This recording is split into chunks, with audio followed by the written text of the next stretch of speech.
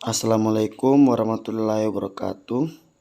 Saya Samsur Rijal Ahmad Salam dengan NIM 9031118081.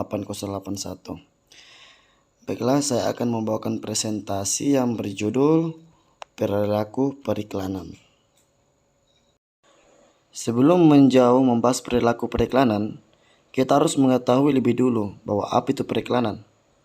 Atau apakah kalian sudah mengetahui apa itu periklanan? Jika belum, simak slide selanjutnya.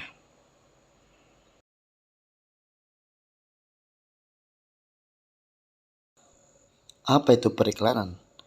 Periklanan adalah penggunaan media bayaran oleh seorang penjual untuk mengkomunikasikan informasi persuasif tentang produk, ide, barang, jasa, ataupun organisasi yang merupakan alat promosi yang kuat.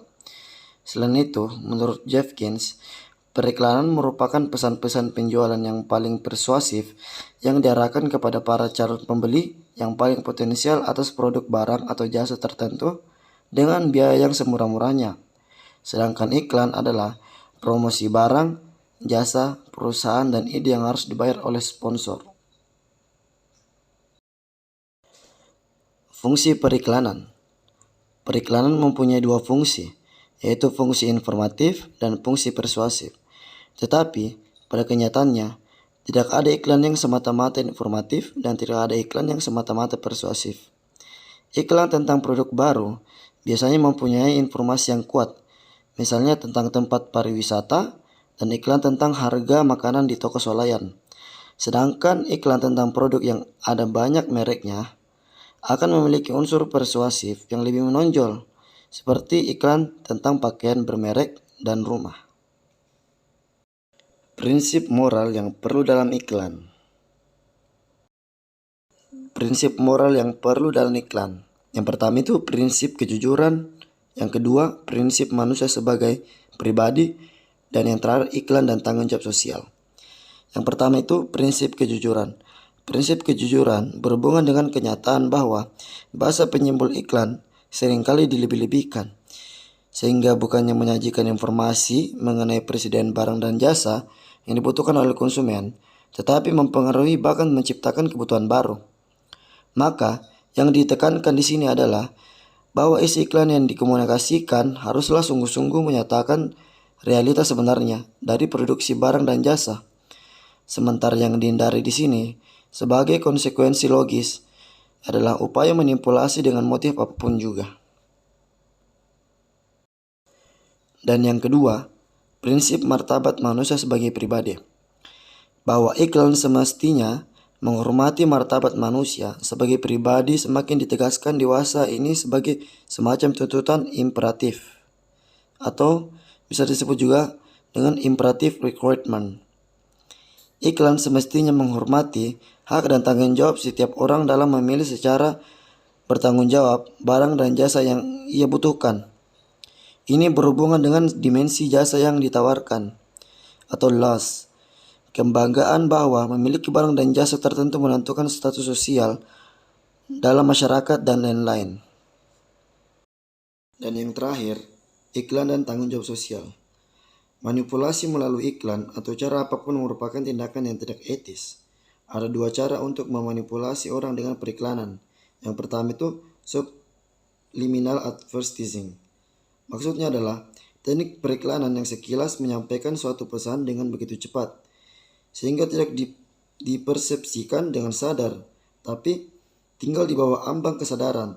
Teknik ini bisa dipakai di bidang visual maupun audio. Dan yang kedua itu iklan yang ditujukan kepada anak. Iklan seperti ini pun harus dianggap kurang etis, karena anak mudah dimanipulasi dan dipermainkan. Iklan yang ditujukan langsung kepada anak tidak bisa dinilai lain daripada manipulasi saja, dan karena itu harus ditolak sebagai tidak etis. Penilaian etis terhadap iklan. Refleksi tentang masalah-masalah etis di sekitar praktek periklanan merupakan contoh bagus mengenai kompleksitas pemikiran moral. Di sini, prinsip-prinsip etis memang penting, tapi tersedianya prinsip-prinsip etis ternyata tidak cukup untuk menilai moralitas sebuah iklan. Refleksi tentang etika periklanan mengingatkan kita bahwa penalaran moral selalu bernuansa dengan menyimak dan menilai situasi konkret. Ada beberapa faktor yang harus dipertimbangkan dalam menerapkan prinsip-prinsip etis dalam periklanan. Ada beberapa faktor yang harus dipertimbangkan dalam menerapkan prinsip-prinsip etis dalam periklanan. Yang pertama itu maksud si pengiklan. Yang kedua, isi iklan. Yang ketiga, keadaan publik yang tertuju. Dan yang terakhir, kebiasaan di bidang periklanan. Yang pertama, maksud si pengiklan. Penilaian etis atau tidaknya suatu iklan tentu saja berkorelasi kuat dengan maksud si pengiklan. Apabila maksud si pengiklan sudah tidak baik, maka sudah dapat dipastikan bahwa iklannya pun juga akan sulit dianggap etis oleh masyarakat. Contohnya iklan operator seluler, yang sering kita lihat saling menjatuhkan satu sama lain, yang apabila dibiarkan hal ini akan menjadi perang iklan antara operator seluler yang tentu saja dampaknya tidak baik bagi masyarakat. Dan yang kedua, isi iklan. Selain maksud si pengiklan, suatu iklan akan menjadi tidak etis apabila isi iklan tersebut kurang baik.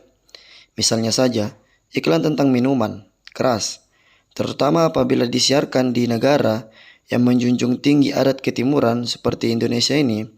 Ada juga kontroversi iklan mengenai produk yang merugikan kesehatan masyarakat. Apalagi kalau bukan rokok. Pemerintah dapat mengambil tindakan tegas untuk melarang iklan rokok yang ada dengan tujuan agar masyarakat tidak terpengaruh oleh rokok, terutama generasi muda dan remaja.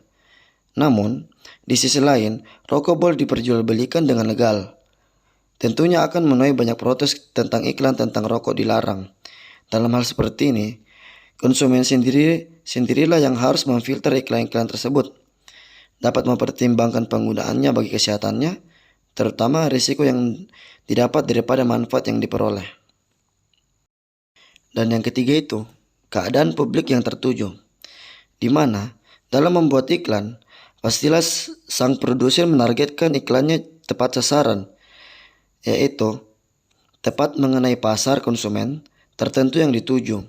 Misalnya, iklan mobil, menargetkan iklannya dapat menarik bagi masyarakat golongan menengah ke atas, atau bisa disebut juga karena secara realitas mereka yang mampu membeli.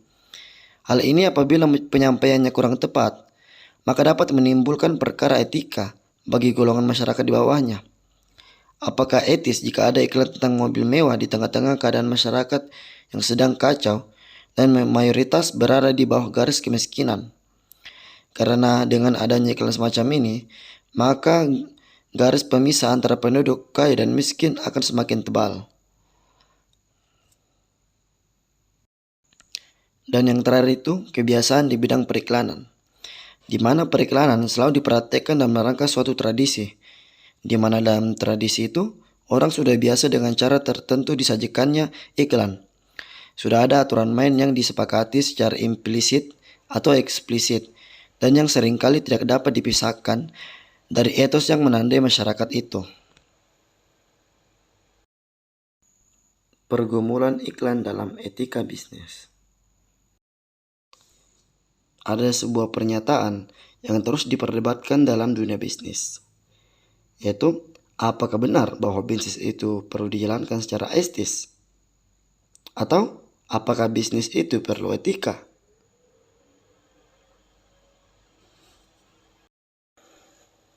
Menurut De George, disebut sebagai mitos bisnis amoral.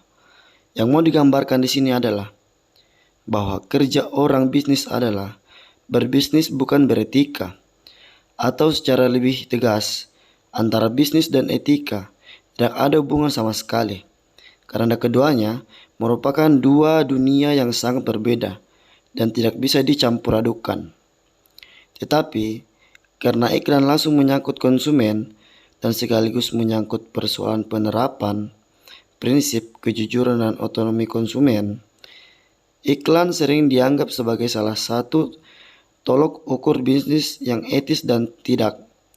Sayangnya, karena kecenderungan yang terlalu besar untuk menarik konsumen agar membeli barang produksi tertentu dengan memberi kesan dan pesan yang berlebihan tanpa terlalu memperhatikan aspek kejujuran dan otonomi konsumen. Iklan menyebabkan citra bisnis tercemar sebagai kegiatan tipu menipu. Itu sering terjadi dalam periklanan. Sebenarnya, antara penjual dan pembeli memiliki kepentingan yang hampir sama, di mana penjual menginginkan keuntungan dan sementara itu pembeli menginginkan kepuasan. Jika antara penjual dan pembeli memiliki pola pikir yang sama, maka sebenarnya penjual tidak perlu membungkus iklan dengan hal-hal yang tidak etis. Karena segala bentuk manipulasi iklan itu didasari dengan anggapan bahwa pembeli adalah orang yang bodoh yang dapat dipermainkan. Namun, sebenarnya tidak demikian. David Ogilvy, seorang raja iklan dari Amerika yang sangat berhasil, mengatakan bahwa konsumen bukanlah orang bodoh, karena penjual dan pembeli adalah mitra yang sejajar yang harus dipertahankan sehingga keduanya mendapatkan kepuasan yang maksimum.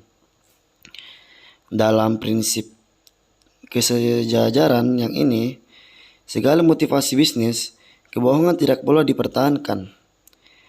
Produk yang baik harus dipasarkan menggunakan iklan yang jujur. Tetapi, kalau produk ini memang tidak baik, maka jangan diiklankan. Kalau kita mengatakan suatu kebohongan atau hal yang menyesatkan, maka kita sendiri yang akan merugikan klien kita. Dengan demikian, para pelaku bisnis harus memiliki pemahaman yang benar terhadap produk, periklanan iklan, dan perasaan konsumen untuk menuju profesi bisnis yang luhur tanpa mengorbankan nilai etika dan moral. Fungsi iklan sebagai pemberi informasi tetap menghargai kebebasan para konsumen untuk memutuskan dalam membeli suatu barang. Karena iklan hanya sekedar memberi masukan tentang sebuah produk.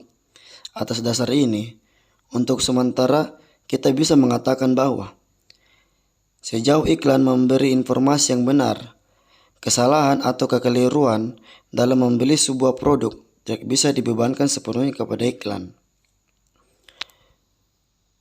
Informasi secara sama, bagaimana mungkin pembeli atau konsumen bisa bebas menentukan pilihannya kalau kemampuannya untuk menyerap informasi terbatas, bahkan kemampuannya untuk memutuskan secara bebas tidak memadai.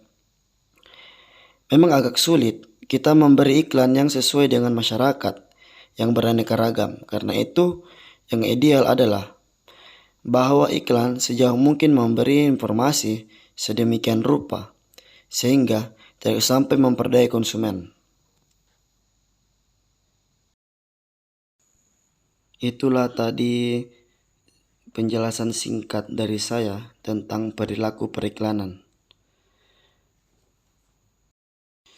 Saya Samsuri Jalamat Salam dengan NIM 90300118081. Sekian dan terima kasih.